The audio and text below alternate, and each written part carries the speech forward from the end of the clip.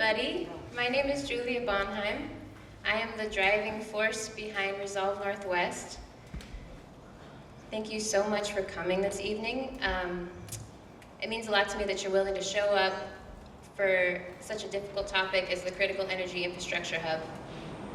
In case you haven't caught on, the name of the event is Unshakeable, and that's meant to reference the community, not the fragile tanks that we're here to talk about. You were asked to add a sticker to your name tag, and that's because we're coming up on a very big election which will include restructuring the city and voting in 12 new city councilors for 4 new districts. So that means we have to know our district. Can I hear the District 2 cat people in the audience? Nice, great. And are there any District 4 ducks? Excellent. So I believe that we're lucky enough to have some of the people actually running for city council here tonight. If you're here from District 2, can you stand up? Do we have any District 2ers? Uh-oh. Oh. I'm actually here representing Michelle DePass. Michelle DePass. Yeah, she wasn't able to. Representing Michelle. So she's first dead, and I'm happy to be here. And what's your name? My name is Troy Winslow. Troy, thanks so much for representing Michelle DePass. Excellent. Thank you. Do we have any city councilors from District 4? Jose Oropesa, representing for Seattle Thompson, running for District 4. I'm Olivia Clark. I'm running in District 4. Great. Okay. Well, when he comes, we're happy to have him stand up and show us his face as well. Yeah, I really appreciate showing up and showing up for your people to say that this is a priority for you. In addition to District 2 and District 4, do we have any District 3 butterflies here?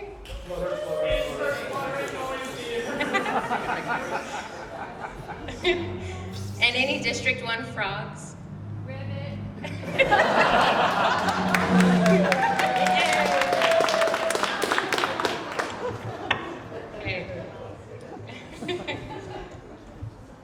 That's awesome. This evening is meant especially for the people at the front line, the North and Northwest Portlanders, some of whom actually look at the tanks on a daily basis and wonder what will happen to their homes and their lives if the tanks were to fail. That said, the Critical Energy Infrastructure Hub is an issue that unites all of Portland, and it's our shared challenge. So I'm especially glad that we have everybody representing all the districts here. Thank you for that one frog. We're here at the confluence of the Willamette and the Columbia Rivers, which has served for the last 11,000 years as a gathering place for indigenous peoples. It has a history as being tremendously abundant and rich, but in spite of what the land has become, covered in pipes and tanks, it continues to deserve love and stewardship. I feel that when we live here and we call Portland our home, we also take on our part as its caretaker. So tonight we'll be focusing on fuel storage in Portland in 3 different ways. First, we'll look at what we know so far about the situation. Next, we'll look at what we've already done. And lastly, we'll see what kind of further actions we could possibly take. In between the second and the third portion, we'll have a 15-minute break, hopefully. Please grab a snack. There's no shame in crunching on a carrot to let go of a little stress. Stressful topics here. Do use the hand sanitizer and the utensils. Bold reuse is washing the dishes for free, so those will be collected and then sanitized and reused. Oh, sorry. So there's a box in the back that you can put your dish, and there's also a box for recycling for your cans. Yes, it's an extremely packed 2 hours, and there will only be time for 1 or 2 questions at the end of each segment. Mostly that's because we really want you to have time to visit the tables, which is why you'll find a slip of paper in your program. I hope everybody saw that. And it's a chance to anonymously submit a question either now or by Wednesday. And I will send them to the speakers. They'll answer your questions. We'll get them back to the people that registered. So we'll try to make up for the lack of time that way. Tonight, tabling, we have Portland Community College's Community Resilience and Ready Bag project, showing what they would put in a ready kit. We have the hazmat coordinator for Portland Fire, showing examples of personal protective equipment that you might want to have on hand. We have Alice Bush available to talk more about her presentation on hazardous chemical storage. We have the Linton Neighborhood Association here. We have Cascadia Stack offering resilience and coping support for climate-sensitive people, which I think is probably everyone. And there are 4 different organizations to get involved with. We have 350 PDX, This Land, Tank the Tanks, and Rumble on the River. And Rumble on the River puts on events very similar to this, almost once a month. They're fantastic, so be sure and sign up for that. Hopefully everyone has a little blue paper in their program, or was given one. Yeah? Does that ring a bell? Cool. It says, to prepare for the Cascadia Subduction Zone Earthquake, I pledge to...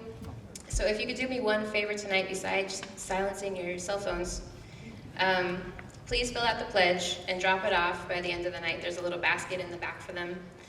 That will help me fulfill my grant commitments. So thank you for doing that. I want to thank our sponsors. The Metro Central Enhancement Grant and the City of Portland both made tonight possible. We also benefited from the Lloyd Eco District Lending Library and Open Signal Community Media, 2 amazing resources in our community. I also want to share my appreciation for the help of our volunteers tonight. We had a really awesome crew. We have a volunteer videographer here. It's these people to make it happen. And I especially want to thank my partner Harmony, who's up here also doing the slides. There was a lot of work that went into this event, and without her holding down the home front and watching our 2-year-old solid, full-time, for 7 days, it never would have happened. Yeah. Lastly, I want to recognize this amazing location. It's so freaking cool. I'm really grateful that we're holding it at Lovett Deconstruction. So please come back during business hours and check out what they have in the retail space and just wander around a little bit then. They even put together the stage for the event. So without further ado, I would like to welcome Allison Lelko. Pronounce that right? All right. We'll share a few words on Lovett Deconstruction's behalf. Hi, welcome. Thank you all so much for being here. What an awesome turnout. So thanks for joining us here in our retail space. For those of you who don't know, we are Lovett Deconstruction. I'm Allison, I'm the office coordinator. Lovett Deconstruction is a deconstruction company, and so rather than building buildings, we are taking them apart. But unlike mechanical demolition, where everything gets crunched up and thrown away into a landfill, we are focused on coming in and harvesting everything that can be reused and salvaged out of a room or a house, out of a project first, and getting it back into the use stream, and then sorting and recycling everything that can't be reused. So we were super excited to be asked to be the location host for this event because 3 of our core values at Lovett Deconstruction really resonated with what we're doing here tonight. Those core values are sustainability, safety, and community. So all of our everything that we do every day is focused on sustainability, taking care of doing what's right for the environment and also doing what's right for the people involved in the equation. So our sustainability mission looks like not only big picture, trying to salvage all of this wood that's around you, came out of old houses in Portland. We brought it back here and denailed it, and we have it available for sale. We also try, just in everything that we do, all of the 1,000 tiny actions of every day trying to, we try to be sustainable. So our safety, Our safety mission looks like keeping our employees safe from lead and asbestos, but also doing a lot of protection on our job sites to make sure that surrounding neighborhoods aren't contaminated by lead and asbestos that's coming out of these old homes. And finally, community. Our core mission is served by having all of you here today. We are really excited to get to know our neighbors. We've been in this space for about 2 years, and we're still meeting neighbors from Linton every day. So yeah, I just wanted to say thank you so much for being here. Please come back Monday through Friday to visit our retail space, or come say hi to me in the deconstruction office.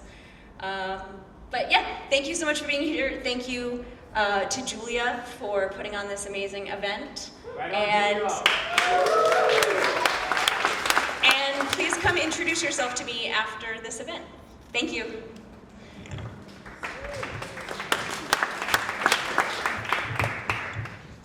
Okay, Jay, do you want to come sit up here with me? So back in 2021, a report came out by Eco Northwest, which was commissioned by the Multnomah County Office of Sustainability and the City of Portland Bureau of Emergency Management. It detailed the dangerous situation of the CEI Hub. At that time, I had a dream of creating an animated video that would share the findings of that report in a short, accessible way. I won a grant from the Regional Arts and Culture Council to start this project, and then later, part of the grant from Metro helped to finish it. So we're debuting it here tonight. It's called Stop the Spill. We're gonna watch it together. It's about 3.5 minutes long. And after that, Jay Wilson, the Clackamas County Resilience Coordinator, will go into more detail about the CEI Hub. As I said, we don't have much time for questions, so after Jay, we'll have Alice and Luke, and that's when we'll have time for maybe 1 or 2 questions for the 3 of them. So, great. Portland, Oregon is facing an imminent catastrophe, and there's a 1 in 3 chance it will happen within the next 50 years. You've heard of the big earthquake that's coming, but have you also heard that 90% of Oregon's fuel is concentrated in Portland? It will be one of the largest oil spills in history unless we address our current situation. Pressure has been building along the Cascadia Subduction Zone since 1700. Eventually, it will cause up to a magnitude 9 earthquake, which is 100 times stronger than a Mag 7. When the earthquake does happen, it will devastate the coast and be felt throughout the state. The damages will be particularly extreme in Portland, a city with many vulnerabilities. Oregon concentrates 90% of its fuel at the critical energy infrastructure hub along the Willamette River. The CEI Hub's combined active storage capacity is the equivalent of 530 Olympic-sized swimming pools of gasoline, diesel, tar, propane, chlorine, and more. The entire state depends on it, from transportation to how we cook our food and heat our homes. Most of the tanks were built between 50 and 100 years ago, with nearly all falling short of the current seismic codes. In 2021, the City of Portland commissioned a report on the effects of the earthquake. They found that of the 397 tanks currently in use, 1/3 will fail. At their worst, the tanks will release 193 million gallons of fuel. That's 17 times worse than the Exxon Valdez oil spill, except it will be in the middle of Portland. The CEI Hub was built on dredged river soil. In an earthquake, the soil will act more like liquid than solid ground. This liquefaction will destabilize infrastructure, causing tipping, sparks, and ruptures. Some of the tanks carry chemicals that will escape as fumes, threatening nearby neighborhoods. Friction from free-floating lids will cause some tanks to catch fire. Others will collapse and explode, igniting Forest Park. Pipes will burst, and oil will cover the river. Most bridges will fall. Infrastructure will crumble. And emergency response teams won't have access to the hub. After 3 days of burning fuels and toxic smoke, 45% of the fuel will remain to be cleaned up by hazmat teams. In about a week, the oil will have damaged everything along the rivers between Portland and the coast. What sustains us will be gone. Oregon's economy will likely need decades to recover as the city rebuilds. But we still have time. We need to work together. Let's 1. Make a full-scale spill response plan. 2. hold oil companies accountable to risk mitigation strategies. 3. Ask for federal oversight of the oil companies. 4. Support risk bonding so they pay for potential damages in advance. 5. Decrease our dependence on the tanks and reduce our future need for them. And 6. Consider relocating the tanks that we have left. Finally, let's envision our ideal reality and create it together. We can still stop the spill.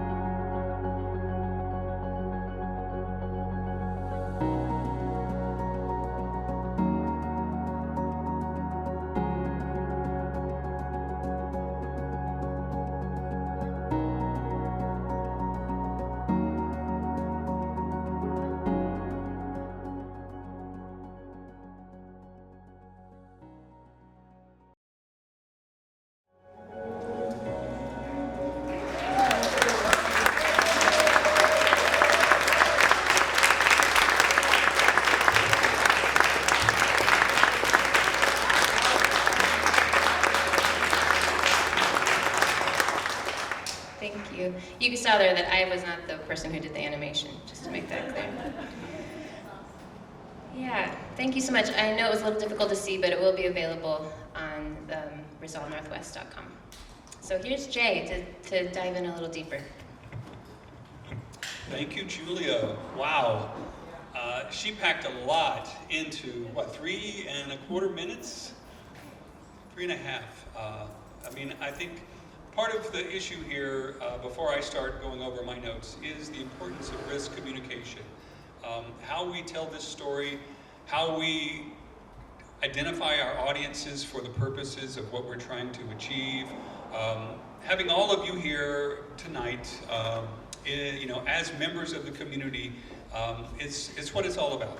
And so I'm saying this in gratitude for being a part of this. Thank you.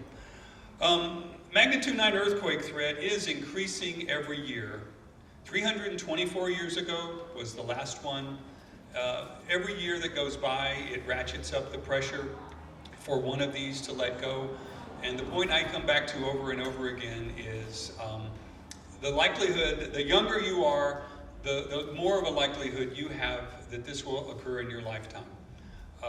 But the issues that are in front of us right now, that are on the guard of the generation, the first generation really, that knows the significance both of the quake and certainly now of these tank farms. We have the responsibility for making a difference for those generations who are still growing and out there and will someday inherit whatever we accomplish. I've got a quote here from Dr. Dennis Melanie. He's the former director of the Natural Hazards Center at the University of Colorado Boulder. And this quote was from a 1993 study that says, "Nowhere is the incongruity between objective risk and perceived risk as well illustrated than with populations facing catastrophic earthquakes."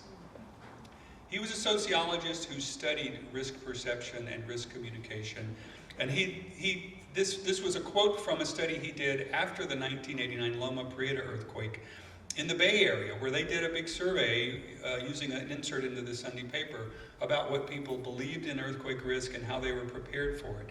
And for that report to talk about populations facing catastrophic earthquakes, we're even more so living in that incongruity here of the difference between the objective risks that are all around us and how we perceive that risk. And this is the whole reason why the communication that's being presented here and the engagement here is helping to reduce that gap between what we believe and what objectively is most likely to occur. In Dr. Maletti' seminal 1990 work, Disasters by Design, he investigates the inherent risk humans create by building and rebuilding over and over again in harm's way. Here in the Pacific Northwest, and in Portland in particular, nearly all of our built environment has been designed and constructed oblivious to a magnitude 9 earthquake. Even to this day, most of the building codes that we have are based on California type earthquakes that have severely strong shaking for tens of seconds rather than strong shaking for minutes. And that gets me to the tanks. These hundreds of tanks built with early to mid 20th century oil storage technology are not ready for minutes of low-frequency shaking and ground failures. These tanks must be transitioned through relocation or rebuilding and not to retrofit deficient tanks.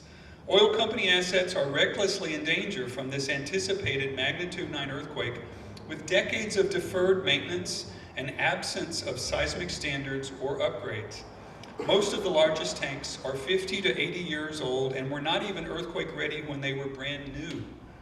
Retrofitting an 80-year-old tank should not be an option. Because of the Cascadia earthquake, the lower Willamette River floodplain is one of the most inappropriate and dangerous locations to concentrate bulk fossil fuel storage infrastructure, period.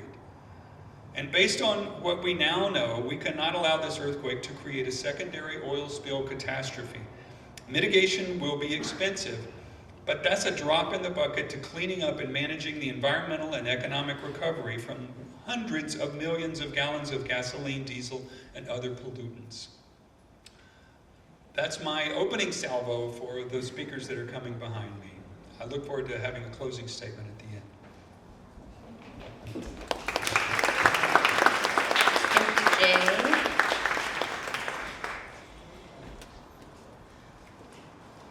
So, hazardous material storage isn't just an issue at the CEI Hub.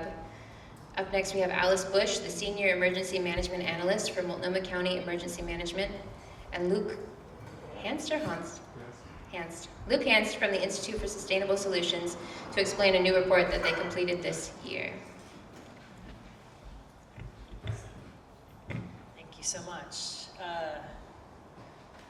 Well, thanks, Jay, for that start. As Julia said, my name is Alice Bush. I work for Multnomah County Emergency Management, and I have a colleague and someone I would consider a friend in the audience, Brian, who is currently our hazardous materials person for Portland Fire and Rescue, and Yumei Wang, who both made me aware of this issue many years ago. So when I had an opportunity to write a grant, I wrote a grant and I met this wonderful human being standing next to me, who helped me put together this report. The report is posted online. There's a link in this PowerPoint, and hopefully we will get it out to everyone. But what we're looking at here in this slideshow, this slide in particular, is the tanks that we didn't look at. And the red image on a map is our liquefaction amplification zone. So we just looked in Multnomah County. We did not look in Clark County or in Washington County or Clackamas County, all of which who have similar issues. So if we could see the next slide, please. I can't remember what year it came out, 2018. Dogami did an upgrade of its soil structure studies, and so these are just two images from that study as well, which not on this slide, but we will make sure that we get you a link to that research report as well. We looked specifically at two maps, and those were the ones that are going to hamper the ground deformation that is going to impact the roads, which is going to hamper people like Brian from our Portland Fire and Rescue from getting to the people that are in harm's way. And then you can see, I always thought it was interesting that they measured it in centimeters, but it also is listed in inches. So we're talking significant displacement, and since everyone knows what kind of car I drive, my Prius is not going to make it on these roads, but neither are fire engines. Fire engines weigh about 55,000 pounds and are not going to be able to navigate displaced roadway systems. So if we could see the next slide. Luke helped us narrow down 4 locations. We know, because subject matter experts like Brian helped us understand that we have wind change directions in our seasons. So Luke worked with some federal teams that do what's called hazmat plume modeling, and I think we're missing a slide. So I'm just going to explain it. So what you can see on this legend is red area, orange areas, and yellow areas. The yellow areas are the impacts of a hazardous materials plume that are considered Eagle 1 Orange is Eagle 2 and red is Eagle 3. And red is the worst. Orange carries with it impacts that are non-transitory, meaning those are permanent impacts to health. And then yellow are transitory impacts. So one of the things that Jay talked about was risk communication, about how we can communicate these kinds of risks.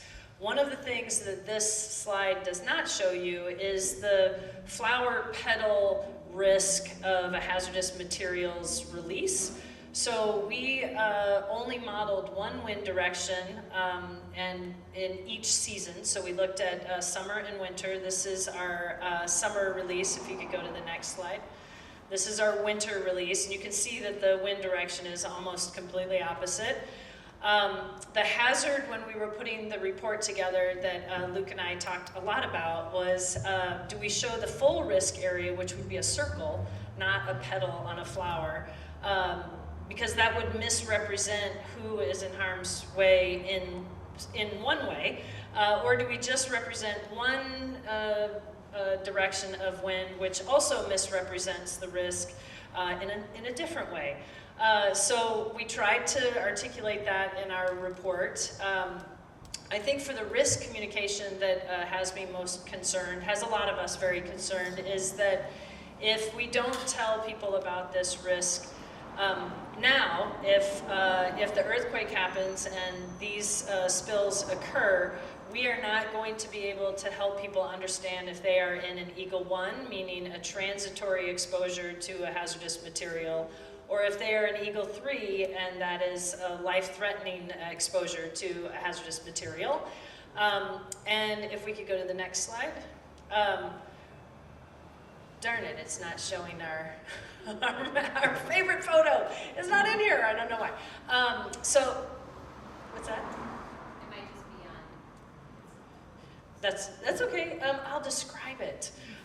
So what we had is a photo of houses, and the nature of hazardous materials is that at some point it's more hazardous to be outside as a hazardous material cloud is moving across an area. But at some point your house takes on more of the hazardous materials as they leave your area, then you are at risk from outside. So people like Brian and others that are hazardous materials experts will have a protective action recommendation that is, you need to shelter in place and you need to evacuate. And then at some point we will tell the person's sheltering in place that they need to now evacuate because now being inside is more hazardous than being outside. We usually, I say we, but people like Brian, use modeling and systems that they have to monitor air, to identify the specific chemical. Is it rising? Is it settling? How quickly is the wind moving, and what specific chemicals are out there, to advise community members about whether they should stay inside or if they should evacuate, and measure essentially or estimate the plume itself. But that is not something we are going to be capable of, they are going to be capable of doing if they can't access that area and if we don't have the tools and materials to do that. As somebody who was formerly in the fire service, I got my annual hazmat refresher every year for 24 years. And I never studied multiple hazardous materials releases. I only studied one chemical at a time. So we really flummoxed the folks that we were trying to have model this. And their systems did not have the capability to model multiple chemicals, only one at a time. So we really don't have a robust understanding about what these chemicals will do when they're all mixed together. Generally speaking, in the fire service and in emergency management, we provide protective action recommendations based on our best science about what people can do to protect themselves from these kinds of exposures. And one that we deploy most frequently is get people out of harm's way. So that's the evacuations. And then if we are able to identify the appropriate protective equipment for people, based on what kind of chemical we're looking at or hazard they're being exposed to, then we make that specific recommendation. Brian has some examples back there and can answer much more appropriately questions about protective equipment. But they differ based on the chemicals that you're being exposed to. So that really challenges this as a protective action. And then shelter in place, as I kind of used the example, at some point it's too dangerous to go outside. That's when we initiate something called shelter in place that unfortunately has kind of lost its definition in our communities and is now being used interchangeably with stay indoors or shelter in place. Shelter in place is a very specific directive to get into a single room, seal it with visqueen, duct tape. It may be reminding you of those stories, and then stay in there until public safety professionals tell you that it is safe to go outside. We also, studying this hazard complex, after an earthquake, there's not going to be a lot of shelters that are still serving as a shelter where you could seal yourself inside. If you're in the liquefaction amplification zone, we anticipate a lot of damage to wood frame structures that would make it so it would be very difficult to seal yourself inside safely. So that is a challenging protective action recommendation. And we don't have we don't have adequate measurement devices that we could determine what those chemicals are remotely. So if we could look at the next slide. Oh, there's our houses. Excellent. Okay. So it's just a visualization, right? As the cloud moves, it's safer inside the houses that the plume has not yet reached, and then at some point the houses are more dangerous inside. So there's a link to the full report, and Sharon Meieran will be, I believe, speaking to the inter and intra-government outreach and coordination, the kind of policy level conversation. Luke and I are here to talk about the local agencies and people at my operational level, what we are working on right now.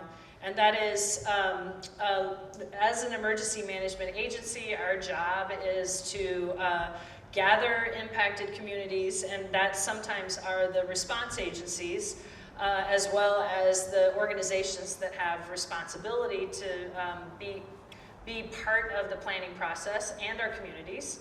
And we sit down, we talk about the hazards as we know them.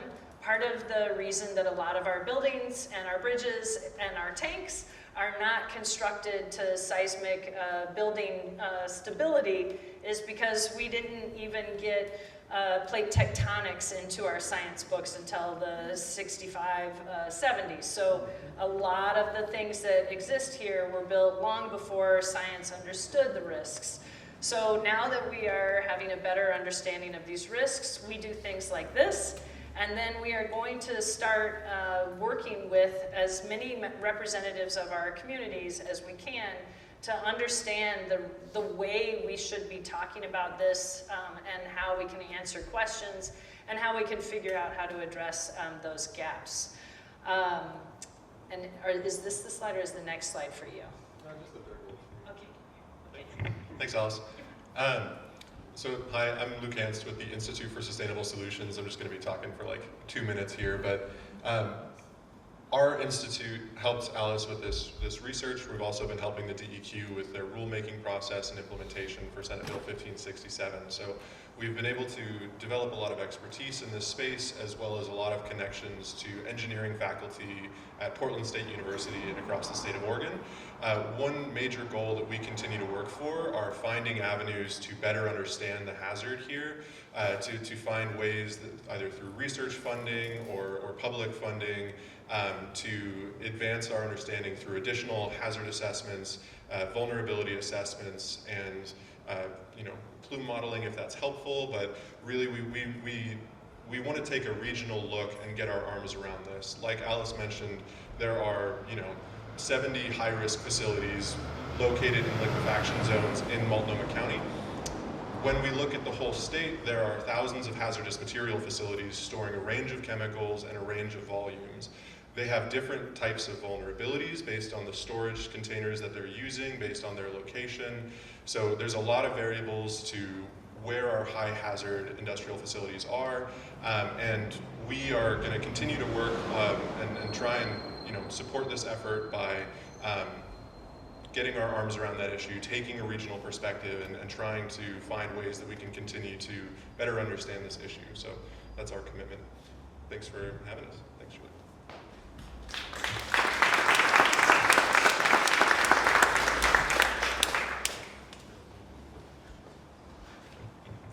So we do have maybe 5 minutes if people have questions for any of the last three folks, or if you're still pondering. Yes? So I was wondering, you showed us the map of the 4 plumes, so that's for the event of 4 facilities having a release, and it's almost 3,000 fatalities expected and up to 300,000 people affected. I'm wondering, what is the estimate of the amount of total facilities that will be releasing plumes? Because it seems like it would be bigger than that. Yeah, unfortunate. Behind the speakers. My husband's a sound guy, so he would have been very upset with me if I did that. Unfortunately, each facility has to have you can't model, you can't create a plume model without having the specific type of chemical being stored and the amount that's being stored. And so I think, and I don't want to step on other people's conversation because this might be something that Commissioner Meieran is going to talk about, or Jay, but more studies are necessary to answer that question. That's a very short way to answer that question, but that's part of the challenge with this hazardous materials report, is we only looked at 4 facilities. And when we look at the rest of those, and we started, as soon as we did those plume models, we started reaching out to our fire departments, to our DEQ partners, to others, and one of the first comments that Luke and I got was one of our agency partners said, "You think that's bad? Wait till you start looking at Clark County." And that didn't make me feel any better. So I think one of the things that certainly Luke is and the rest of us are advocating for is we need to do more research before we can answer that question. Answering that question is important. Part of what motivated me to collaborate on writing this report is that I had a research question, and that question was, where can I put disaster resource centers after Cascadia that are outside of the hazardous materials plume? And I still don't have an answer to that question, except for not very many places. So the next research question, just so you know, is how do we institute air quality systems in our disaster resource centers, because we are probably going to be dealing with some sort of air quality issue in those shelters post-Cascadia. So, sorry, that was such a long answer. I think we have time for one more question if there is one in the audience. Go ahead. So since we don't know how these chemicals will react when in combination, do we have any idea what kind of symptoms for those that aren't just eviscerated like right off the bat? The question was, since we don't know what the chemicals are, what are the symptoms? And unfortunately, there's a book that we call the ERG, which is the Emergency Response Guide. And there's a lot of chemicals in there. There's a lot of different chemicals stored. Luke and I told Luke I wanted the worst case realistic scenario. So I didn't want to do a report about something that would never happen. I wanted to know the worst case, and we have a few chemicals that we know are pretty toxic. But there's a range of symptomologies for the different chemicals and the types of release, whether it's in gas form or liquid form, right? So I apologize that we can't answer that question. Unpleasant would be the general. Great. Oh, it's okay. The question on how does, wintertime is rainy season. How does that affect room dispersal? Wintertime is rainy season, and really this is the point where I should pull up Brian, but let's see how well he taught me. Some chemicals respond very well to rain where it dampens their hazard, and some don't. How's that? Did I do okay? Pretty good. Some actually react worse. So. Right, I did, yeah. Okay, I didn't say that, but yes. Yes, one more question. I see you recommending steps for hospital and healthcare systems. Losing that OHSU is up on the bill. That would be greatly affected.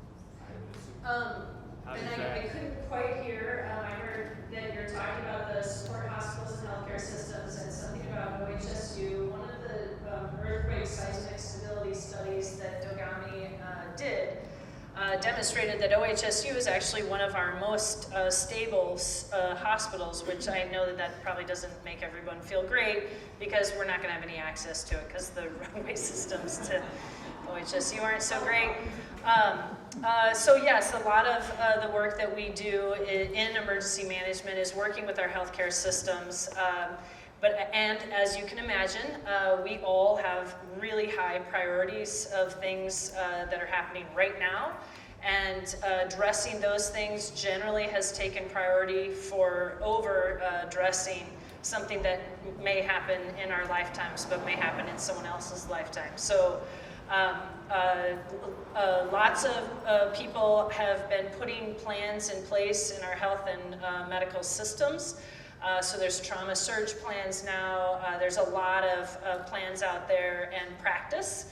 So Jay and I, during the course of our work, are involved in a lot of what we call exercises, where we use scenarios like this to practice how we would respond. And unfortunately, when we do that, we uncover more gaps, and our action items tend to grow. So, but the hours in the day don't, as it turns out, grow. Okay.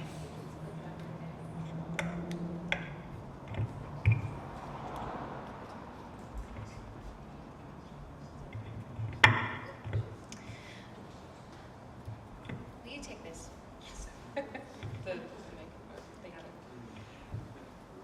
Okay, so thank you so much for that detail, and hopefully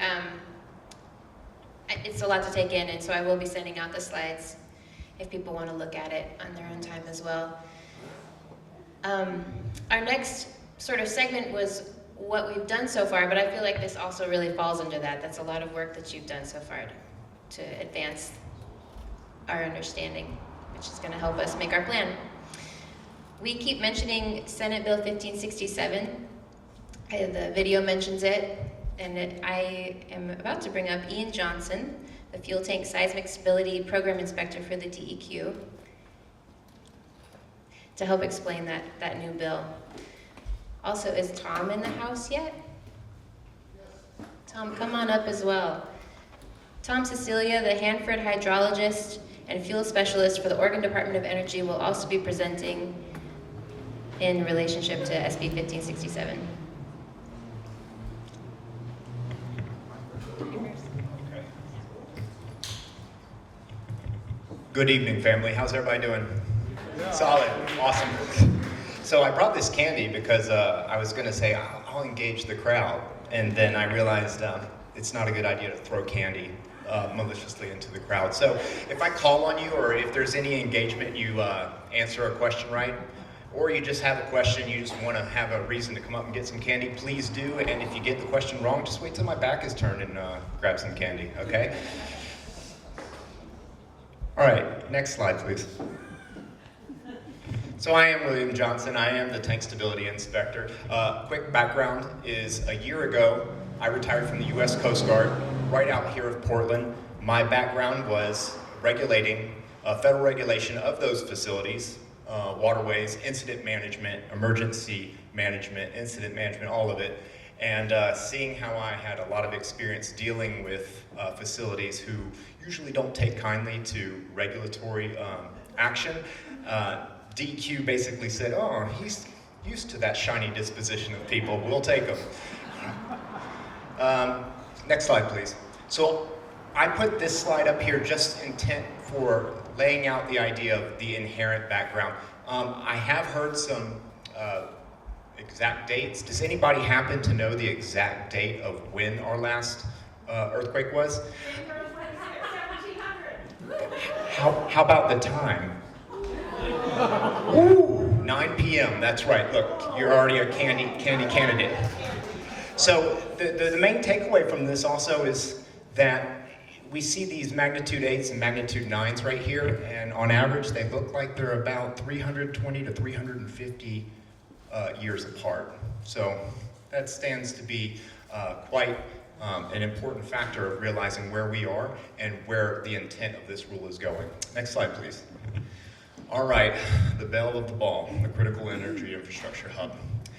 So I don't want to read everything to this slide, but I'll tell you what, I am a state worker and I work for all of you, and if you've ever wanted the government to read a slide to you, then just put your hand up and say, government man, read it, you know, I'll do it, all right?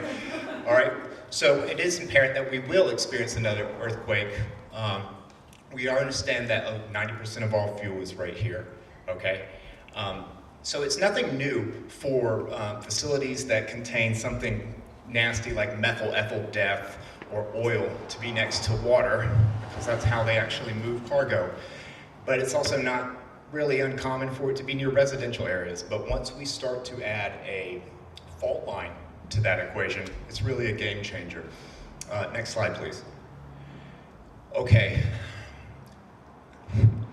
So the reason this slide I put out is because, as we've already heard, the aggregate of all of our above ground tanks here in Portland were constructed between 1945 and 1954, post-World War II industrialization. Okay, that's the lion's share right there. And 1993 is when seismic code was codified. That's a 40-year disparity difference right there. Okay, so that kind of starts to paint the picture of why Senate Bill 1567 had to come into place. Next slide, please. Oh, all right, well, we mixed up my slides a little, that's fine.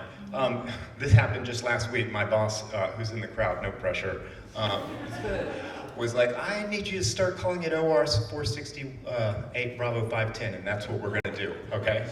So really what it comes down to, the meat and potatoes, is facility owners to assess their land equipment integrity by June, which we have received all the SVAs so far, so we're looking good. All right, we're rolling with some serious momentum. Facilities to develop and implement a risk mitigation plan. In short, when they will conduct their assessment of their facility, then they need to create a plan to address how they're going to counter those vulnerabilities through mitigation strategies. And DEQ will develop a risk mitigation implementation program, including its rules. And I think, yeah, you're just going to talk to the legislators soon, aren't you? Yes, Mike, yes, my boss, everyone. As well as we're gonna hear later about Oregon Dept of Energy's security plan, okay? Next slide, please.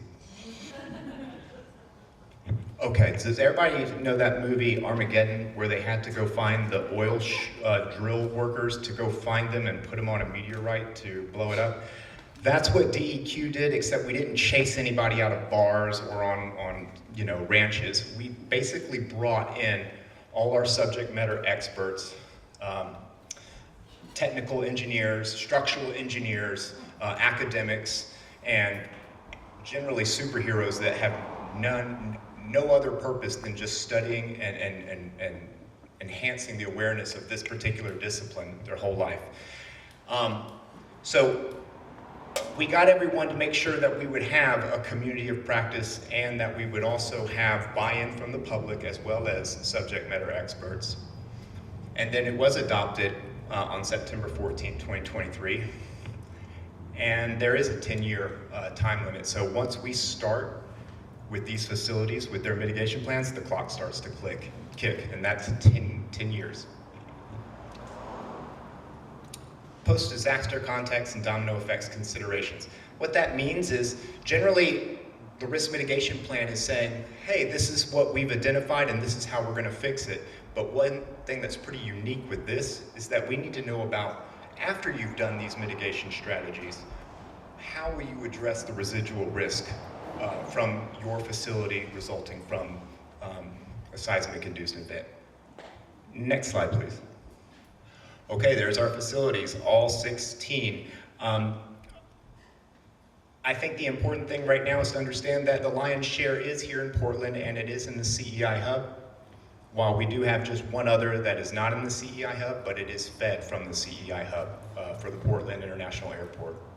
Next slide. Okay, Columbia Pacific Biorefinery and PGE. An interesting note, Pacific Biorefinery, I think they're actually switching to their ethanol fuels within the next 12 to 18 months, if I'm not mistaken. Mike, is that good? Am I misspeaking? Yeah, already made them. Whew. Already made them. Awesome. So you can actually see there's already starting to be movement with this. And unironically, a tug smacked the side of their fueling pier. And so, you know, looks like they're going to have to rebuild it to seismic standards. So who says that there isn't a silver lining? All right, next slide. Lane County, Kinder Morgan. Pretty much that's it. Anybody know how many Kinder Morgans are in the state? Very good, 3. Anybody who wants candy, that's a freebie. You can have it, all right? And the next slide, please.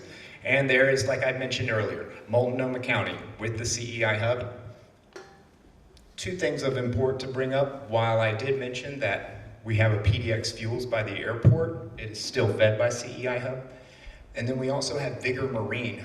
This is a shipyard company that did have the capacity and fell under scope, but realized, wait, we're not really an oil company. We want to see if we can just draw ourselves out, and has entered in with DEQ to kind of mitigate themselves to where we've already seen that they have pledged to reduce their capacity, I think, by 18 months from now, 18 to 24 months. Okay, next slide, please. I'm gonna move over here so I can see these, if you don't mind. Okay, really the mitigation plan. So once we get the SVA, DEQ receives the SVA from facilities that assess themselves, the mitigation plan, once it is approved, the SVA, the mitigation plan is due within 6 months or 180 days to DEQ. And that is, once again, the plan that outlines their strategies and what they intend to do to address all identified hazards, okay? And I mentioned earlier, the implementation will be done in 10 years. The rule allows for plan amendments, so if some kind of new technology comes up and people aren't, you know, entirely sure of like, well, how can we further upgrade ourselves? We built that into the system. Next slide, please. So, mitigation standards, let's talk compliance, or better yet, let's talk the avenues of compliance. So once they start doing their mitigation, they have 2 avenues. Is the facility going to conform to ASC 7, risk category 4? Or are they going to convert to what we call a mouse? So in short, risk category 4, ASC 7, is just a means of determining will the system hold under a seismic load pre-designated and outlined in ASC 7. Another important note I'd also like to make that personally this is kind of impressive to me. Oregon usually gets told that we're constantly kind of following California, or we're just trying to adopt other things. I'm actually really impressed with this rule, considering that risk category 4 is usually reserved for nuclear silos and military bases.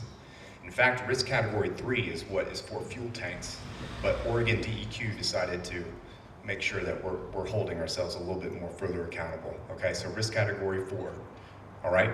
So I mentioned the mouse. Really, it's a nice, cute acronym, maximum allowable uncontained spill, but what does that mean? It means that after we have an event, we want to ensure that, I'll get to you, thank you. After we have an event, we want to ensure that 42 gallons, 1 US standard barrel, does not escape from secondary containment, okay? Pits or berms, anything.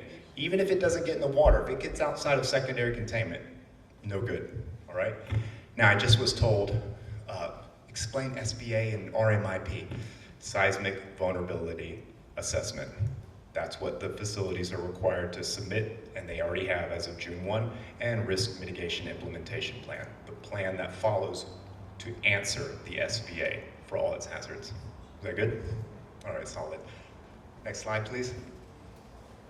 So I did mention the residual risk. This was basically formatted from the Subverso, the UN policy, because it was kind of unlikely and unrealistic to mitigate down to zero, but it took into account of, well, all your mitigation is great, but what are you going to do for everything after, okay? Quick shout out. After a earthquake, what do you think are some of your biggest top 5 environmental threats?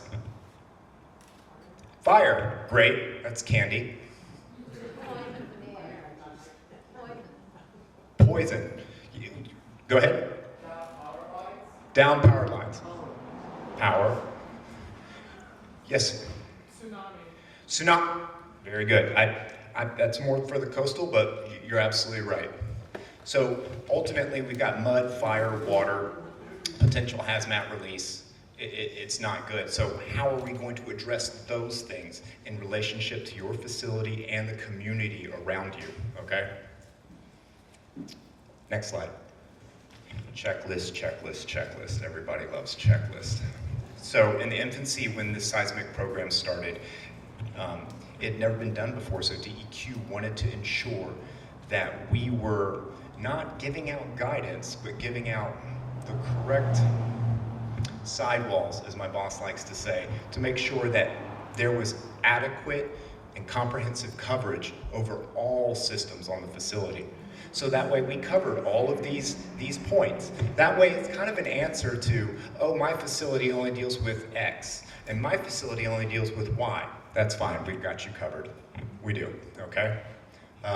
Next slide.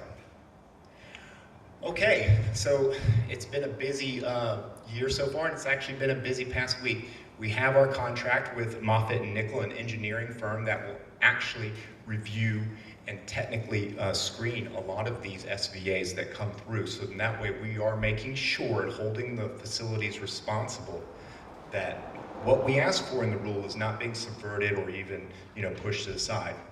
We're holding them to the letter of the law, and so that way, I'm not an engineer, but I do know some people who are, and so we actually have some teams that are working at this to ensure that what the facilities are giving us is good data, because if we don't have good data, then the rest of this stuff just falls to the wayside. Collaboration with PSU for their community of practice, DEGAMI, the City of Portland, permitting, DOE mainly with sharing information also with their fuel security plan. Washington Ecology, that was interesting because really they started a program that had a seismic element to it. Not quite as comprehensive as Oregon's, but still we wanted to ensure that they're right across the river. They're doing something that is relevant to what Senate Bill 1567 is doing. So we want to make sure we're in concert with them. Hey, what challenges have you come across? What are the trends you're seeing? So in that way we can kind of learn from each other. Okay, and as I mentioned, the legislative report, due November 1, 2024. That's outlined in the rule, and so we're basically having to report to the legislator, how is it going? What have we seen? What have we received? What are our concerns? Next slide. Wow, okay. The only tiny thing I have to add to this, and it's kind of outside of my swimming lane, it's probably more into the emergency manager's swimming lane, is as a former emergency manager, I can tell you that this rule, what I see the value in it is that actually when you're trying to reconstitute a port or any place after this amount of damage and devastation, if you can do it without oil or chemicals in the way, it's a good day. All right, thank you everyone, appreciate it.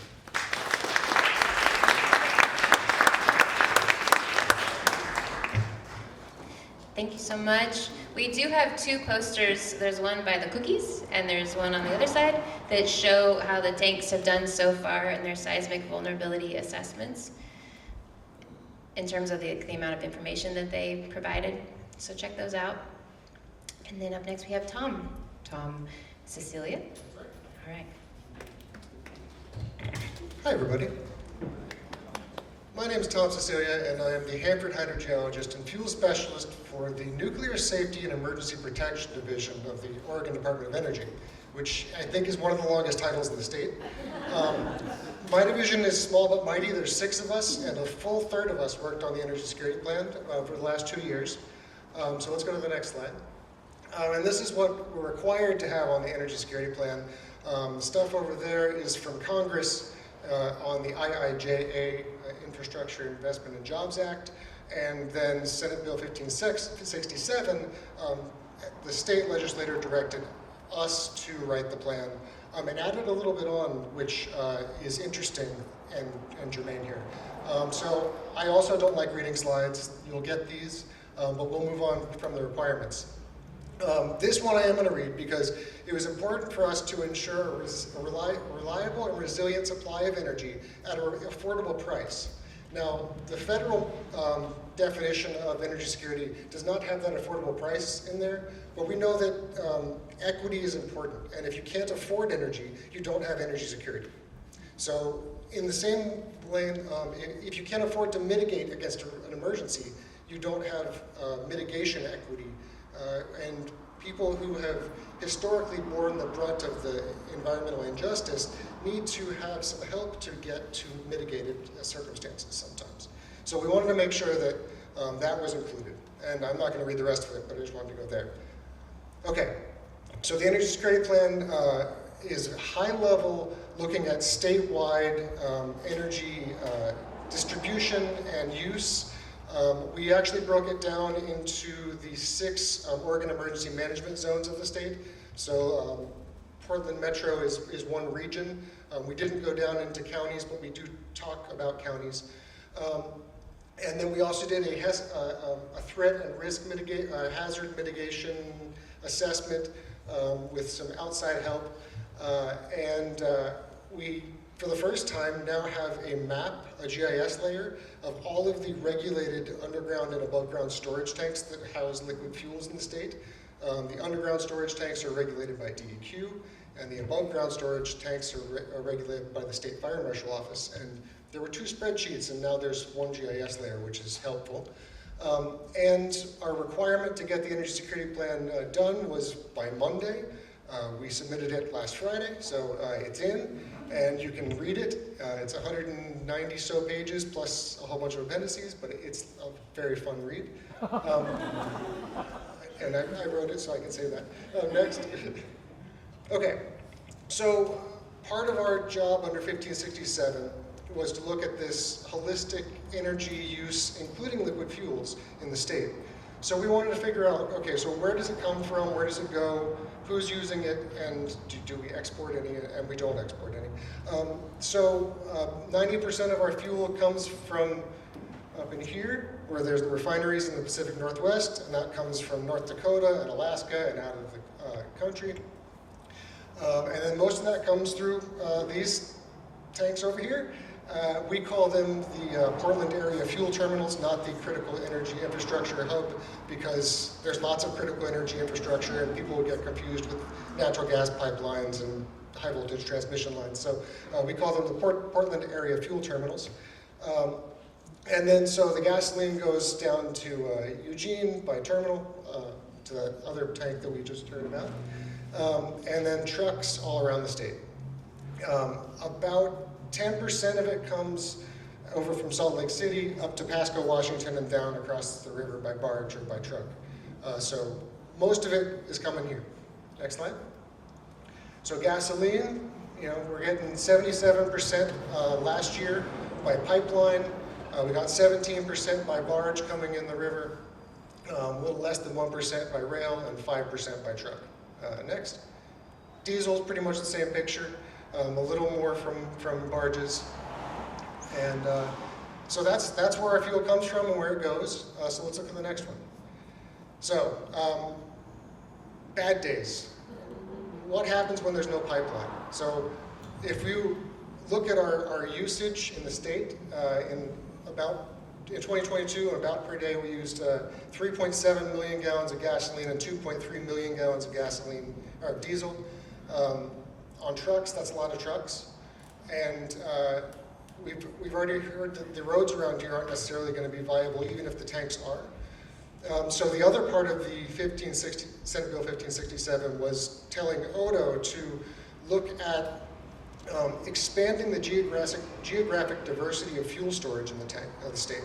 So we wanted to look at places where counties and state agencies that have fuel storage can say, hey, let's put another tank there in a seismically stable area, so when we need first responders to have fuel to get and rebuild some bridges and to get people to hospitals, there's something there, because we're not going to be able to get to these 3.7 million gallons of gasoline. So can someone put an extra 20,000 gallon tank at the public works yard and then have enough fuel to rebuild the bridge and reconnect the community? An important part here, though, is committing to talking to the local neighborhoods around that public works yard to get buy-in and figure out what mitigations are right to make everyone whole. Let's go to the next slide, because this is what's important. When Cascadia hits, we're going to be getting our fuel from the federal government, and they're going to be bringing fuel into Redmond, and then we're going to be distributing it through the state. FEMA has said they can get us 150,000 gallons of diesel and 150,000 gallons of gasoline per day. So that's not 3.7 million gallons of gasoline or 2.3 million gallons of diesel. That's one 3,000 gallon truck to every county and tribal nation in the state of each per day. And that's if we can get there and if we have trucks. So we want to make sure that we have, the ability for first responders on day 1 through maybe week 2 to get people the life safety response they need, to have communications, to make sure that hospitals have diesel fuel for their generators stockpiled in a tectonically stable area, so we don't have to worry about cleaning it out of rivers or asking DEQ to clean it out of rivers, and trying to find ways to get fuel that doesn't exist to people who need it. So the next slide. That's it. That's what I have.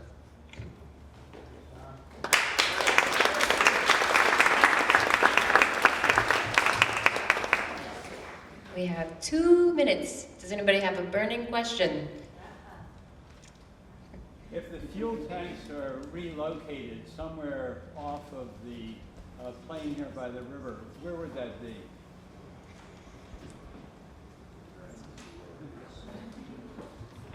So to be clear, the 1567 direction of ODO is not to relocate the Portland area fuel terminals. Because of where the pipelines are, that would be very challenging. But what we're trying to do is expand fuel storage in each. So post Cascadia, there's population islands where either literal islands or where bridges have come down, so access isn't available. So what we're trying to do is increase fuel storage in each of the islands so they're more self-sufficient while we can get support and aid to them after 72 hours to a couple weeks later. So we're not trying to relocate the CEI Hub in our work. Would you like to ask your question as well? You with the hand up.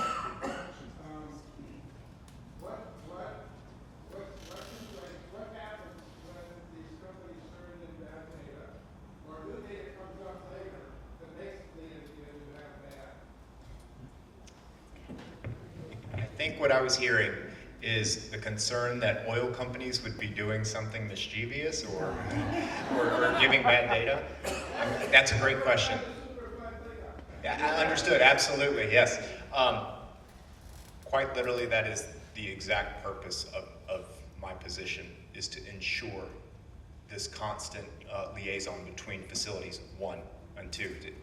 Also, with the vetting of their assessments through our engineer team.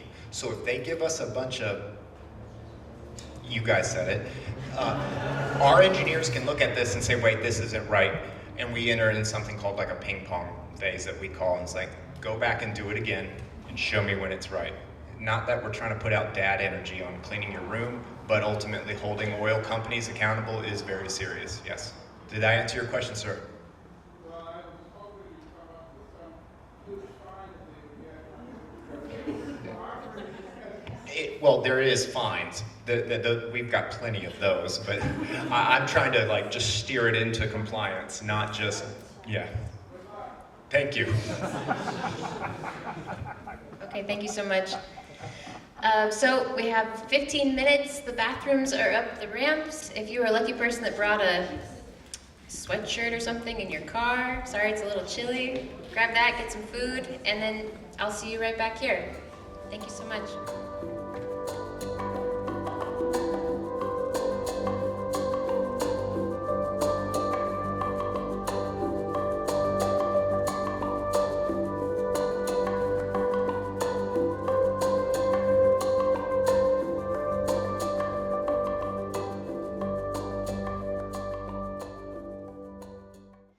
So we'll have 4 speakers represent some of what can be done. First up to discuss risk bonding, please welcome Multnomah County District 1 Commissioner Sharon Meieran and Melanie Plaut, who's with Oregon Physicians for Social Responsibility and Risky Business. And that reminds me that on the back of your programs, there's a little QR code, so you can scan that and find people's full bios, because even what's written inside the program isn't the whole deal. Alrighty, Melanie, you want to take it off? Can we have the next slide? Risk bonds. So, next slide. I'm going to talk about a few different little stories here that you might not have heard. First of all, this is a guy who was killed by a fossil fuel explosion when our fuel was still stored in southeast Portland. And it was because of this, he was the fire chief at the time, it's because of this that the fuels were moved out here to Linton, which was soon after to be annexed as part of Portland. But they realized the dangers of fossil fuels and why they shouldn't be right in the center of town, even back then. Of course, what we know now, we didn't know back in 1911 when they started moving fuels, that this was the very last place for the various reasons that people have mentioned. Next to the river, next to the forest, next to all these people, and on unstable soil, the last place you really should be storing fuels. Okay, this is the answer to the question, how did I know that it was January 26, 1700? I won the candy for that. Okay, so this is kind of the answer to that question. There had been an oral tradition among the native peoples here that there had been a big earthquake in their memory, but there was no written tradition here because there were not many people who were writing things down at that time. But there was this ghost forest, these fossilized trees that it turned out had all been killed right around the same time. They realized that they hadn't just died because the salt water had slowly come in, but there had been an acute event where the land had suddenly dropped in the face of an earthquake, and they were all dead at around the same time. Now, it turned out that there was written record in Japan of what's called an orphan tsunami, which means they had a tsunami that came up on shore, but there was no associated earthquake. And they knew the exact date and time of that orphan tsunami, and working backwards, they realized that the earthquake that produced that tsunami must have occurred here on that exact date. January 26, 1700 was the last time we had the big one here. Next slide. So risk bonds are an attempt to try to hold the fossil fuel companies responsible for the damages that are going to occur, not only from a seismic event, but as you know, other things could happen. Let's imagine there's a forest fire in Forest Park, or there's a bolt of lightning, or there's a train derailment. There are a lot of things that can happen in the CEI Hub besides something seismic. And we know that fossil fuel companies in other situations have often left governments and inevitably the taxpayers on the hook for various kinds of disasters. So one example is, there are orphan oil and gas wells all over the country. We don't have really too much of that problem here in Oregon, but in other parts of the country, if a well was no longer producing, someone would just leave it behind, they'd sell it to someone else, that company would go bankrupt, they have this history of passing things along. It's estimated that to plug those wells all across the country would cost $300 to $435 billion. Okay, so that's a cost that they are now leaking methane, which is a strong greenhouse gas forcer. Another example of where people have been left holding the bag is the Superfund. I mean, there's been decades and decades and decades of fights in the court because nobody was forced to put money up front to pay for the inevitable spillage and the decommissioning of some of these sites. Next. Okay, Lac Mégantic. I don't know how many people are aware of this. This was a train disaster up in Quebec where the train brake was not properly applied. The train plowed into the town of Lac Mégantic. 47 people were killed. There were $2 billion in liabilities, but the company had only $25 million in insurance. So it was woefully uninsured to pay for the cost of this huge disaster. Next slide. So even with 1567, which, I think is a good step in the right direction, but it has some gaps in it. First of all, as you've heard, the timeline is 10 years. What if the earthquake happens tomorrow, which could happen? And the companies are not going to really pay for the billions of dollars that joint city-county report told us it would cost to clean things up. And then there's residual risk. Even if these tanks can be stabilized, it's a little bit hypothetical that they can be effectively stabilized. There will be some residual risk and probably residual damage. And then, as I said, there are other things that can happen besides a seismic event. And then we want to be sure that if there's an empty tank, that it's decommissioned, right? Okay, because an empty tank can still be a danger. Next slide. So 48 neighborhood associations and 40 other groups demanded action on the CEI Hub, and a lot of people in this room were involved in making this letter come about. And one of the things that they asked for is that the companies who operate within the CEI Hub assume full financial responsibility for addressing potential disaster prevention, emergency services, cleanup, and restoration. Next slide. So what is a risk bond? Well, if you've ever hired a contractor, you know that that person is licensed and bonded, right? So they're licensed, meaning that the state says that they have adequate expertise to do whatever job they're saying they're going to do, but they're also bonded. And what that means is that they have paid into a fund so that if they skip town and don't finish, restoring your attic to its pristine state or whatever it was they were supposed to do, there are monies available to make you whole. So it's a protection for the customer. It's not like insurance protection for the company. It's protection for the customer. Or go back one slide. Or another way to think about it is when you rent an apartment, you have to put down a damage deposit. Okay? So that if something bad happens, the landlord has some monies up front that he can use to put that apartment back in shape. So we're lucky because we have a county commission here, Multnomah County, is looking at putting an ordinance in place that would require risk bonding for the facilities in the CEI Hub. And I see this really twofold. Number one, it's an effort to be sure that there is financial responsibility from those companies, but it's also a way to encourage them to do some of the things that probably need to be done anyway, to either do the seismic stability or to move the tank, or especially as we need less and less liquid fuel as we electrify more and more things in our economy, a lot of those tanks are going to need to be decommissioned. So this is an incentive to do those things, and I'd like to introduce Commissioner Sharon Meieran to talk a little bit more about the details about this proposed ordinance. Thank you so much.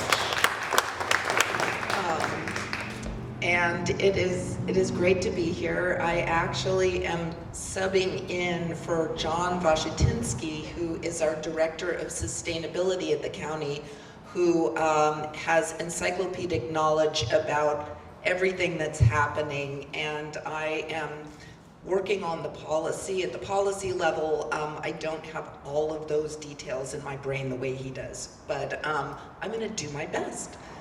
So I am Sharon Meieran. I am the County Commissioner for District 1 of the county. It's all of the county west of the Willamette River and inner southeast. So my district includes the CEI Hub. It includes where we are now. And so I have been very, very attuned to this issue since speaking with Chris Voss, our Director of Emergency Management, and John, the Director of Sustainability, who together informed me of the cataclysmic risks of the CEI Hub. And from that point, I was like, what can we do?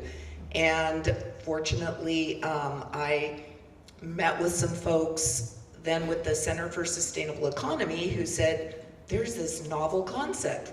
It's risk bonding. It's a way that we can try to mitigate the potential risks of the tanks at the CEI Hub while also ensuring that in the event of the inevitable Cascadia Subduction Zone Earthquake, taxpayers, the public agencies won't be on the hook for remediating and taking care of the damages when those companies leave town or do whatever it is that they do to avoid the bulk of liability for the damage that will be caused. So we glommed onto this, and we started, this was, I think it was 2018 maybe, or 19. We passed, we passed a resolution at the county that said that put down a marker saying this is what we believe should happen. We want to, aside from transitioning away from fossil fuels, here's something we plan on pursuing at the county. And there are 3 phases of this type of work. And the first is kind of a sort of enabling legislation is what we call it. And it is setting down that marker. So we have that resolution in place. The second phase is quantifying the costs of, identifying how much it will cost in a worst case scenario for a spill or for damage of these facilities. What will it take to remediate? And so we then, the county and worked with the city to hire Eco Northwest to do the seismic risk analysis, and they came up with those actual numbers for us. And the cost of both the worst case scenario if the tanks weren't improved, so if there's no risk mitigation, and the cost if the tanks are fully shored up, and that if we do what we can to make them more seismically stable. And so that work helped spur Senator Dembro's work around Senate Bill 1567, which we heard about today, and so exciting. So now at the state level, we are actually requiring the risk mitigation that occur, and we have plans for that. The companies are supposedly submitting their plans, going to be working this over the next 10 years-ish. And as Melanie said, what if the earthquake happens before then? And so at the county, we are pursuing the 3rd step of this process, the 3rd phase of a 3-phase approach, which is implementing an ordinance that will require the companies to have financial assurance for a worst case scenario event. And by requiring that, we are saying, okay, you're gonna have to, whether it is risk bonding is sort of the typical method, there are other ways, other financial mechanisms that can, financial instruments that can do that. So there's people do insurance.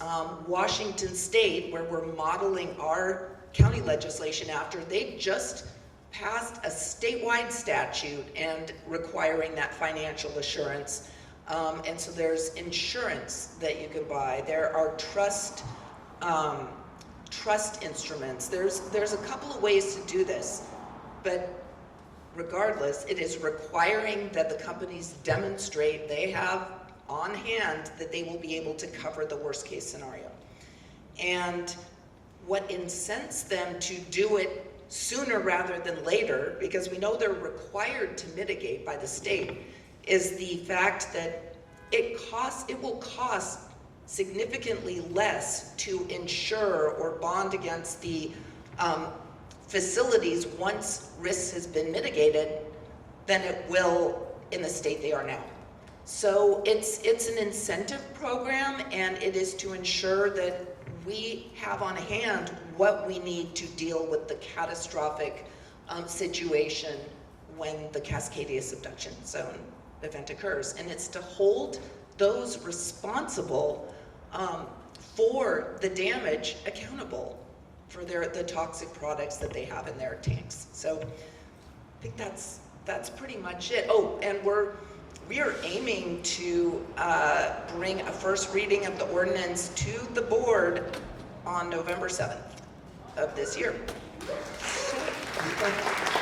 And a couple of caveats. I should end on that super positive note because I've been working with many of you in this room, so many incredible people and organizations to get this to the finish line. My term is ending December 31st, so I have a big incentive to just get this done before leaving the county to ensure that it happens.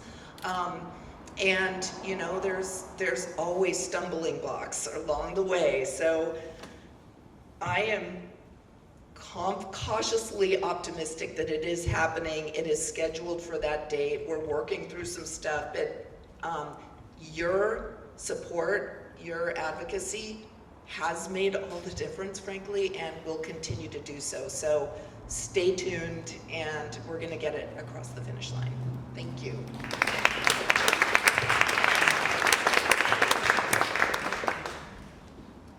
Thank you so much. I want to welcome Nancy Heiser, co-founder of Tank the Tanks and also advocate extraordinaire. After which we'll have the wonderful Jay Wilson one more time, and then any final questions will be then.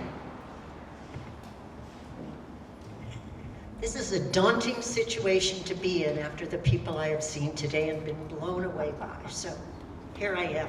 I'm a community advocate. I'm here because I live in Linton, uncomfortably close to the fuel tanks. I became a neighborhood emergency volunteer, a NET team member in 2013, when the team looked at our community to determine what the most unique risks were that people should prepare for, guess what came to the top? The CEI Hub. And more than a decade of scientific reports on the dangers of the hub have heightened our awareness into abject fear, and then we converted that into a need to act. We strongly believe community safety should be prioritized over corporate profits and industries that totally disregard our concerns in favor of profits. Our community began by writing letters to educate people and got community support. Multnomah County, if Sharon's still here, are you still here? Great. Were the first officials to take notice. Sharon came to a community picnic and said, let's talk about the hub. We said, great. Then they conducted town halls. In Linton and in St. John's, they were standing room only. They funded the study in conjunction with the city of the impacts of that Cascadia event, which you've heard about a number of times. The comprehensive report was published in 2021-22 and detailed a scenario that would cause catastrophic damage, not just locally, but to the entire city, and felt by the entire state. Not long after, as Sharon said, the state legislature under Michael Dembro passed the bill 1567, which is now called OR 14. Right? I got that part. OR. This gave an agency, DEQ specifically, the first agency oversight ever over the fuel tanks. And Michael Dembro, raise your hand, Michael. Sorry, Mike Kortenhoff. Full-blown aphasia here. Mike Kortenhoff gave us a call and said, yeah, he deserves it, gave us a call and said, I want to talk to you activists. And he convinced us that this was absolutely something we needed to get on board with. So a number of us served on that committee. At any rate, I've lost my place here. To be clear, the scope of this bill is limited to the physical site and structures of each company. It was intended to be a first step. There must be more to make us safer. It does not address the fuel trains, which are typically federally under federal jurisdiction, or the pipelines, also under federal jurisdiction, environmental concerns, including air pollution. There's a lot outside of the realm of this bill and this new mandate that we need to do to become safe. And as it's been pointed out already, we're looking at a 10-year timeline after the mitigation step is initiated and the clock keeps ticking. Say it again. The clock keeps ticking. We passed the first milestone. The facilities were required to submit those seismic vulnerability assessments, SVAs, June 1st. They all came in on time. We were pretty happy about that. They were notified in September. They had 9 months to do this. We have a handout back on our table of the results. Now, it's for all 17 facilities. One, Vigor, is no longer part of the program because they preemptively decided to draw down. But of the 16, about 1/3 seemed to, from our point of view, and we're not engineers, to have completed the checklist that DEQ provided to them. They still have a lot of issues. Liquefiable soil, tanks that are going to rupture and slide and collapse, containment that is inadequate. 1/3 said, we don't like your checklist so well, and we don't know how DEQ is going to respond to that. They got teams of people to look and talk about the tanks, and they've made their own judgments. We question that, but that's us in the public. And 1/3 requested significant extensions. So if you look at the 1/3 who did their own checklist and 1/3 that requested extensions, about 2/3 of this seem to have kind of blown this off. And it's going to be up to DEQ to, as Ian said, get them into compliance. And then there's Zenith Energy. You all probably know about Zenith. They utterly failed. They reported on 4 of their 84 tanks, rather than the entire 4. They made a nominal comment on their liquefiable soil and did nothing else. So we gave them a grade. We graded them as an F. I don't know what DEQ is going to do to make them come around, but we're certainly not happy. Ideally, the best strategy, of course, is prevention. But how can you make this situation safe? Hundreds of fuel tanks, 98% of them that are out there, built before standards were required, holding 350 million gallons of flammable toxic fuel, sitting on soil that will liquefy in an earthquake. People living nearby, businesses nearby, on a river that flows to the ocean. So, we are actively working with state legislators to extend and expand 1567 to make communities safer. Proposals have been drafted to reduce the ongoing toxic air emissions, adopt risk bonding, and we're following the county's lead on this. We're thrilled that they're doing that. Install audible disaster warning systems, and take steps to control the hazardous chemicals which you heard about. That one report in October by Luke Hanst, Alice Bush et al., even though we know all about this, gave us about 3 sleepless nights in a row. And when we hear it again, we're probably not going to sleep tonight either very well. Pretty terrifying. But let's look at what other government involvement is doing. I'm not going to go back, well, I will quickly. Multnomah County brought a $51 billion lawsuit against big oil and coal for intentionally deceiving the public about the impacts fossil fuel have on climate, citing the damages from the 2021 heat dome and the 61 lives lost. This is one of more than 24 lawsuits that are going on nationwide right now.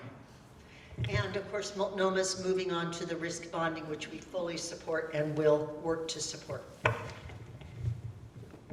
not supposed to do this. The federal government is involved. After years of saying, not in our jurisdiction, a little over a year ago, they jumped on board, and we're talking Senators Merkley, Wyden, and all of the representatives.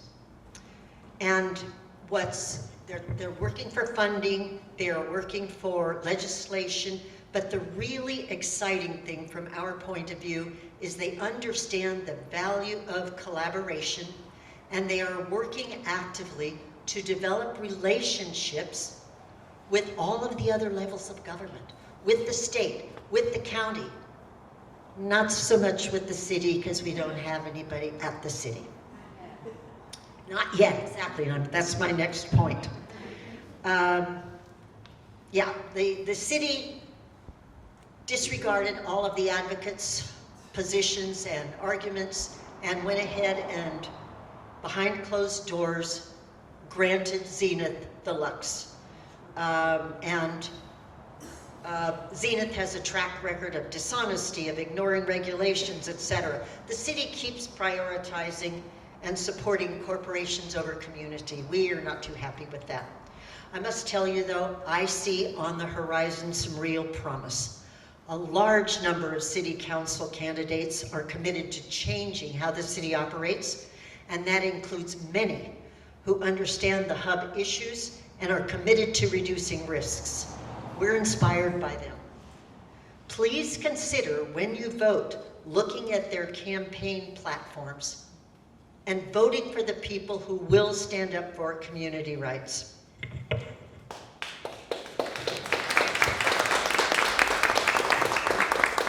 We've given tours to about 40 of them so far. They're signing on to a number of actions that we've asked them to. They're supporting risk bonding. They have said they will rescind Zenith's Lux. We don't know if they are the ones that will be elected, but we're very hopeful. The disaster triggers have been enumerated. We're in a floodplain, and any of the dams that fail in Eugene are going to flood Portland. What's going to happen? The tanks, as I understand it, in a flood just float off their bases, especially if they're not anchored. Not too exciting. Lightning strikes. We've been getting lightning storms, and that's the main cause worldwide of tank farm explosions and fires. Train derailments. We had one on the Steel Bridge not long ago. Didn't cause a problem, but in the wrong location, it could be a catastrophe. Human error, equipment malfunction. These are always possibilities, and the list goes on. It is a ticking time bomb. When you look at the hub, it's not difficult to understand what the problems are. I direct you to our website, which is tankthetanks.org.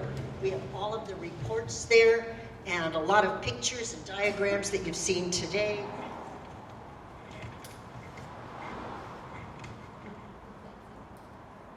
Almost there.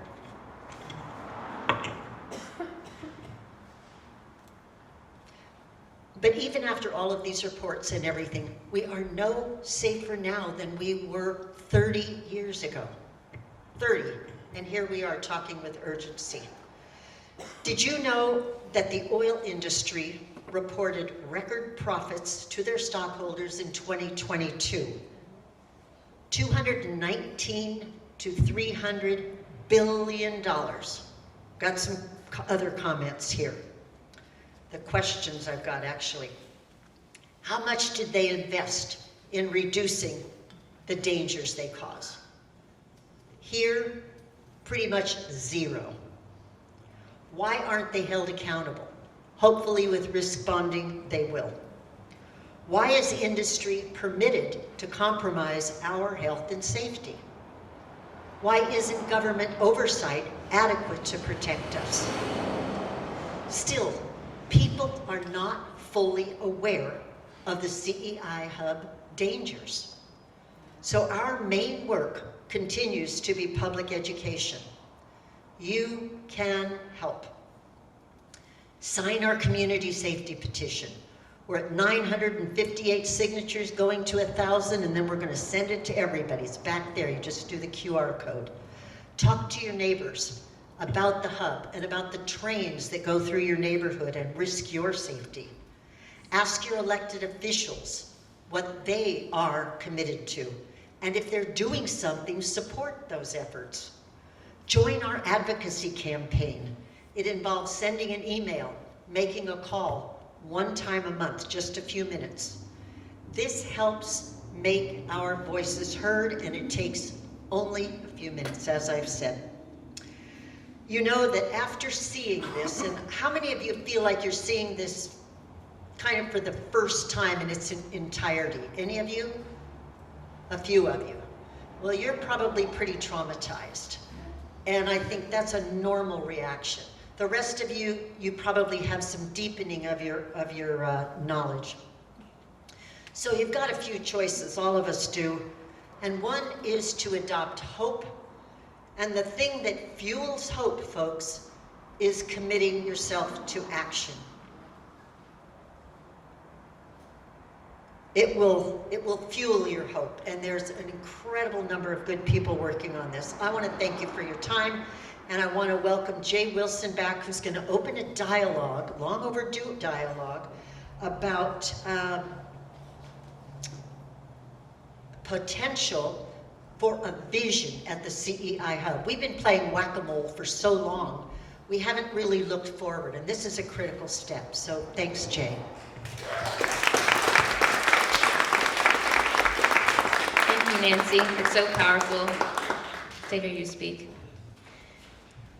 We don't have time for questions just now, but I do want to take a moment here, and I personally am very chilly, so I want everybody to just start stomping your feet really hard. Just stomp it out. Really make some noise, like you really give a damn about this situation, and you're also cold, and you just want to stomp. Yes. All right, and here's Jay Wilson. Thank you, Julie. Thank you, Nancy, for this lead-in. I just have a few minutes to just have to sum up this idea about a vision, and I'm glad to have a second chance to redeem myself from all of the doom and gloom that I opened up with, because you need to know how bad it can get in order to appreciate the work that it is going to take. Just a quick note about community resilience. Resilience is a term that's getting thrown around a lot. It's a job title that I have. But I like to tell people when I think about resilience that it's really an outcome. There's not a single action that you would call a resilient action. It's the outcome of those collective actions that help elevate resilience in a community. And one of the biggest ways that they've found in the research in the disaster world about resilience is social cohesion. It's a kind of a jargony term, but it really just means how well people know each other, how well people trust each other, have common beliefs and values. And I would like to think the concerns we have about the CEI Hub is something that can unite all of us with a common shared purpose for doing something to minimize or permanently stop the risk of this oil spill during this earthquake we'll know will happen. And with community resilience in mind, I would like to share this something I've been promoting for at least 5 years now, is a 2050 vision for these tanks that needs to be something that aligns all of the work that's going on right now. Why do we need this? Future generations, the class of 2025, what will we leave for them to inherit in 2050 from the work that we're doing here right now? That's 26 years from now. We have a lot of work to do while we're on our watch. My daughter is in the class of 2025. In 25 years, she'll be in the prime of her career. And I don't want her generation to inherit what we've inherited from the last 100 years of the fossil fuel technology that's here when we're all facing this earthquake of a magnitude we can't imagine. It's a very important step for all of us to think about what vision and legacy do we want to leave. The 2050 vision for the CEI Hub will align climate, energy, seismic, and environmental justice policies with common principles, with goals, objectives, and purpose. Right now, there are a number of different initiatives that are moving through state government, county governments, with lots of community action, but I don't see there's a thread that unifies all of them so that we come out in 25 years at the same place and with the same intention. Working on climate policies for future fuel uses needs to take these facilities in mind, and at this time at the state they really don't. This should be a measuring point, a bellwether for what we're doing with all of this fuel, if indeed we're transitioning to green technology.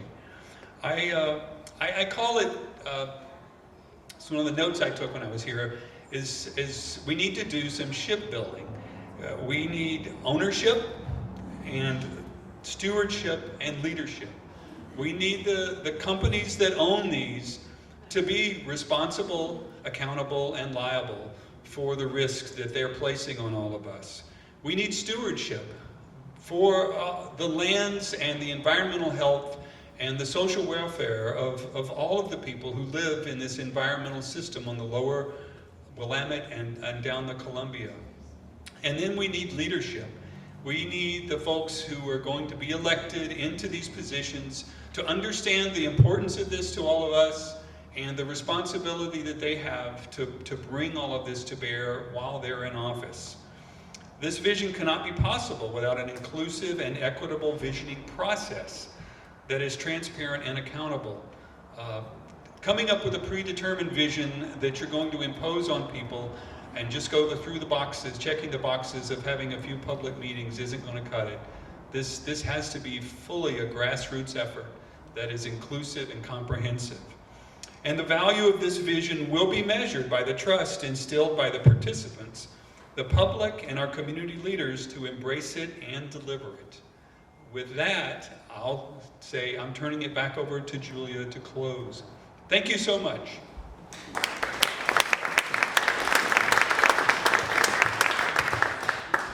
Do we have one lucky winner with a question out there? Diana? Yeah, these upcoming elections are really important. If there's environmental scorecards that have been put together that we want to make sure maybe that we can get up on the CEI Hub. And also as you're sitting here, if you smell the stuff that we've been smelling coming in, that's part of the when things come in, they openly vent. And you can write, when you smell that, you can write today and say this is the time and the date that you just smelled that and you want it to stop. Right. You write DEQ. Write to DEQ when you smell bad smells. Pollution complaints. Pollution complaints. All right. Well, that's great. Because what I want to say is if you believe in this work, please get involved. And we have some really wonderful organizations to connect with after this. Also, if you believe in this work, please consider donating. I have a goal of raising $10,000 to support the next phase of the work that I'm doing, which has 3 parts. The first piece is the video that you saw. I want to translate that into as many languages as possible and get it out to as many, just spread it throughout Portland as much as I possibly can. And one way that I'm going to do that is through a video package. I'm going to have the animated video along with 4 interviews, some of the faces that you saw here, as well as PCC's Community Bag, Community Resilience and Ready Bag project to talk about a Ready Bag. Those will all be included and they'll be sent to 95 neighborhood associations. But if you think of other places that the video package could go, please email me, let me know. My goal with that is that I want to inspire people to have kind of watching parties and discussions amongst themselves. And then I've just launched a social media campaign on Instagram called stopthespill.oregon. There's a QR code at the front if you want to follow that. I plan to bridge the many different resilience and preparedness efforts around the CEI Hub with the vulnerable communities who would be affected by the oil spill. So I want to do interviews and facts and earthquake preparedness and just have that be a space for that conversation. And I have an especially audacious dream called the Portland Resilient Together Festival, which is a one-day resource fair and music and food festival in Cathedral Park. If you'd like to help support that, please let me know. All right. So yes, there is a little donate QR code on the back, but if you know other people who aren't in this room who would like to support that work, please direct them my way. And lastly, don't forget to fill out the pledge. We have a whole bunch of pens. You could also do it after you've talked to some of these organizations. There's pens in the back. I already saw that a lot of pledges came in, and I really appreciate that. And truly, lastly, we have a raffle to do. Brett, could you bring up the raffle basket? So, the very inspiring Nancy Heiser and Sean Looney of Tank the Tanks have been giving these tours of the CEI Hub. And if you win now, you will get your own personal tour, you and 3 friends. Okay, I hope this person is still here. Adriana Taylor. Huh? Yay! Excellent. So we'll connect about that. Great. Okay.